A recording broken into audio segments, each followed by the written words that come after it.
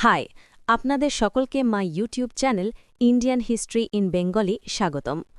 আজকে আমরা আলোচনা করব ডাব্লিউবিপি কনস্টেবল পরীক্ষার রেজাল্ট কবে দেওয়া হবে এবং মাঠের জন্য কবে ডাকা হবে ও ফাইনাল ইন্টারভিউ কবে হবে সেই সম্পর্কে বিস্তারিত আলোচনা করা হবে আজ। লিখিত পরীক্ষার কাট অফ, মাঠের জন্য ডাক পাওয়ার কাট অফ। আপনি যদি সদ্য হয়ে যাওয়া ৩০ নভেম্বর ২০২৫ লিখিত পরীক্ষার কাট অফের কথা জানতে চান, তবে কবে দেবে?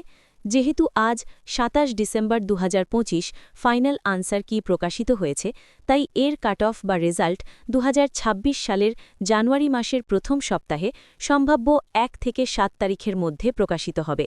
কিভাবে জানবেন?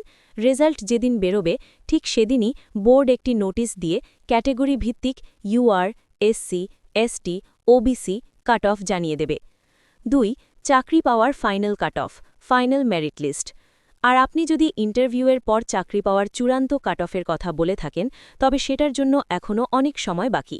ধাপগুলো হল: প্রথমে লিখিত পরীক্ষার রেজাল্ট বেরোবে জানুয়ারি ২০২৬, তারপর পাশ করা প্রার্থীদের মাঠ, পিএমটি ও পিইটি হবে ফেব্রুয়ারি ২০২৬। যারা মাঠে পাশ করবে তাদের ইন্টারভিউ হবে। লিখিত পরীক্ষা ৮৫ প্লাস ইন্টারভিউ ১৫ = ১০০ নম্বরের ওপর ভিত্তি করে ফাইনাল মেরিট লিস্ট তৈরি হবে। সম্ভাব্য সময়: এই সম্পূর্ণ প্রক্রিয়া শেষ করে চূড়ান্ত বা ফাইনাল কাট অফ আসতে আসতে ২০২৬ সালের এপ্রিল বা মে মাস হয়ে যেতে পারে। সারসংক্ষেপ: বর্তমানে আপনারা সবাই প্রথম ধাপের লিখিত পরীক্ষার কাট অফের জন্য অপেক্ষা করছেন। এটি জানুয়ারির প্রথম সপ্তাহেই অফিসিয়ালি জানতে পারবেন।